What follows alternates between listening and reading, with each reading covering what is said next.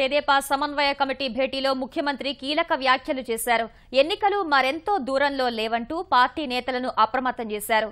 Party తాజా పరిస్థితిని survey సహాయంతో నేతలకు వివరించిన చంద్రబాబు అన్ని వర్గాలకు పార్టీని చేరువ చేయాలని సూచించారు. కొందరు నేతల ప్రవర్తనపై ఆగ్రహించిన తెలుగుదేశం అధినేత తీరు మార్చుకోవాలన్నారు.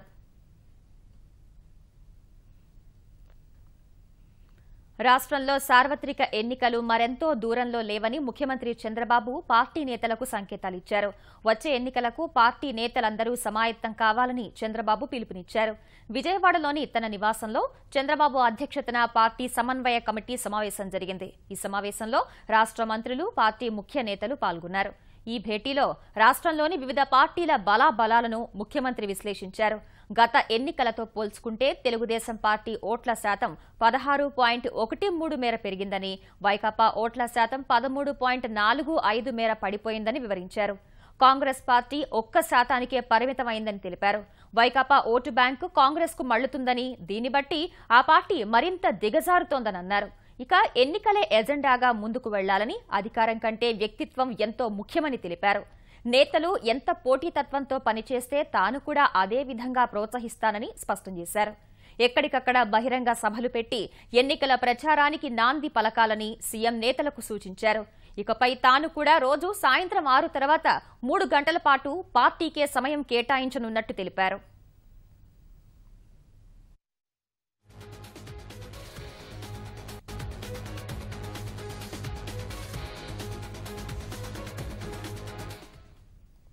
ప్రతి నెల ఇన్ఛార్జ్ మంత్రి ఆధ్వర్యంలో జిల్లాల్లో బహిరంగ సభలు నిర్వహించాలని సీఎం ఆదేశించారు. ఓటు బ్యాంకులను మరింత బలోపేతం చేసుకోవడంతో పాటు ఉన్న ఓటు బ్యాంకును కాపాడుకోవాలని చంద్రబాబు అన్నారు. ఎస్సీ, ఎస్టీలు తెదేపాకు ఓటు బ్యాంకు కాదనే ఆలోచన పక్కన పెట్టాలని సీఎం వ్యాఖ్యానించారు. ప్రభుత్వం చేస్తున్న సంక్షేమ కార్యక్రమాల వల్ల ఎస్సీ, ఎస్టీల్లోనూ తెదేపాకు ఓటు బ్యాంకు పెరుగుతోందని తెలిపారు. అన్ని వర్గాల్లోనూ పట్టు పెంచుకునేలా ఇప్పటి నుంచే కసరత్తు ప్రారంభించాలని చంద్రబాబు సూచించారు. కొద్దిమంది నేతలు బాధ్యతారాహిత్యంగా వ్యవహరించడంపై చంద్రబాబు ఆగ్రహం వ్యక్తం చేశారు. పార్టీకి చెడ్డ పేరొచ్చినా తాము బాగుపడితే చాలు అన్నట్టుగా కొందరు తయారయ్యారని సీఎం అన్నారు. ఇసుక విషయంలో ఇలాగే జరిగిందని, పార్టీకి, ప్రభుత్వానికి వచ్చిన చెడ్డ పేరును తొలగించేందుకు చాలా కష్టపడ్డానని చంద్రబాబు గుర్తు చేశారు.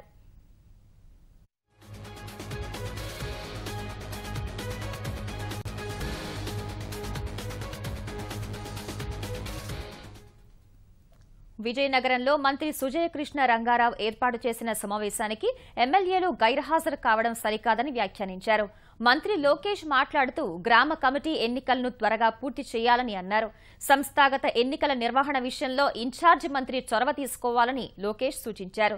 సమర్థులైన వారిని సంస్థాగత కమిటీల్లోకి వచ్చేలా చూడాలని లోకేష్ నేతలకు దిశానిర్దేశం చేశారు. పంచాయతీరాజ్ శాఖ మంత్రిగా లోకేష్ బాధ్యతలు స్వీకరించాక అధికారుల్లో మరింత చలనం వచ్చిందని కొందరు మంత్రులు అన్నారు. ఇంతలో సీఎం కలగజేసుకుని పొగిడే కార్యక్రమాలు కట్టిపెట్టి పని మీద దృష్టి పెట్టాలని వారికి చురకలంటించారు.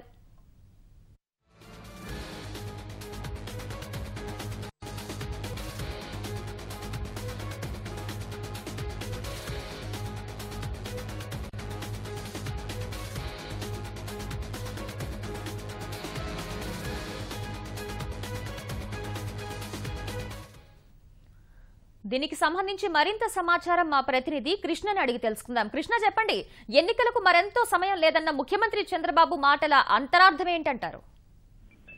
శ్వేత, ముఖ్యమంత్రి చంద్రబాబు అధ్యక్షతన సీఎం నివాసంలో దాదాపు 2.5 గంటల పాటు ఈ పార్టీ సమన్వయ కమిటీ సమావేశం అనేది జరిగింది. ఇందులో భాగంగా ముఖ్యమంత్రి చంద్రబాబు ఎన్నికలకు సంబంధించి పలు కీలక వ్యాఖ్యలు అయితే చేశారు. ఎన్నికలకు మరెంతో దూరం లేదని, ఏదైతే 3 ఏళ్లు ఇప్పటికే గడిచిపోయినందున ఇక ఎన్నికలు త్వరలోనే వస్తాయనే స్పష్టమైన సంకేతాలు అయితే పార్టీ నేతలకు చెప్పడం జరిగింది.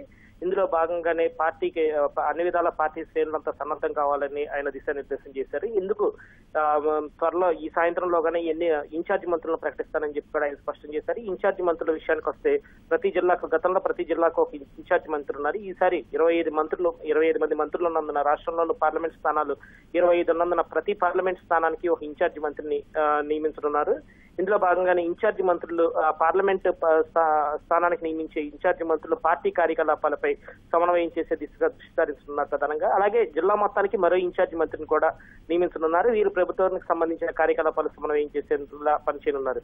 మొత్తానికి ఈ ముగ్గురు కలిసి అంటే ఒక ఇన్ఛార్జి మంత్రి అటు పార్లమెంట్ ఇన్ఛార్జి మంత్రిగాను వ్యవహరించే అవకాశం ఉంది, అలాగే జిల్లా ఇన్ఛార్జి మంత్రిగాను వ్యవహరించే అవకాశం కూడా ఉంది. మొత్తం మీద 2 నుంచి 3 మంత్రులు ప్రతి జిల్లాని సమన్వయం చేసేలాగా ఈ ఏర్పాట్లు అనేది చేస్తున్నారు. ఈ మంత్రులు అందరూ కలిసి ప్రతి నెల తప్పనిసరిగా జిల్లాలో మాత్రం సమన్వయ కమిటీ సమావేశాలు నిర్వహించి సీఎం స్పష్టం చేశారు. ఈ జిల్లా సమన్వయ కమిటీ సమావేశాలు నిర్వహించేటప్పుడు ఏదైతే తప్పనిసరిగా మధ్యాహ్నం సీజన్ బట్టి మధ్యాహ్నం లేదా సాయంత్రం పూట మాత్రం బహిరంగ సభ అనేది ఖచ్చితంగా నిర్వహించాలని చెప్పారు. ఈ బహిరంగ సభలో ఎన్నికల ప్రచారానికి నాంది కావాలనే స్పష్టమైన ఆదేశాలు మాత్రం ముఖ్యమంత్రి చంద్రబాబు నేతలందరికీ స్పష్టంగా ఇవ్వడం జరిగింది. ఇందులో భాగంగానే ఇకపై తాను కూడా ప్రతి 2 నెలలకు ఒకసారి రాష్ట్ర స్థాయిలో కూడా ఈ సమన్వయ కమిటీ సమావేశాలు నిర్వహిస్తారు, తాను కూడా స్వయంగా జిల్లాలో పాల్గొంటారని కూడా సీఎం ఈ సందర్భంగా వెల్లడించారు. అలాగే రాష్ట్రంలో వివిధ పార్టీలకు సంబంధించి ఏదైతే ఈ ప్రస్తుతం ఉన్న ఇటీవల జరిగిన ఎన్నికలు కానీ ఇతరత్ర పరిణామాలన్నీ దృష్టిలో పెట్టుకుని పార్టీలు అంతర్గతంగా నిర్వహించిన సర్వేల ఆధారంగా ఉన్న దీని కూడా ఈ సమావేశంలో వెల్లడించడం జరిగింది. ఏదైతే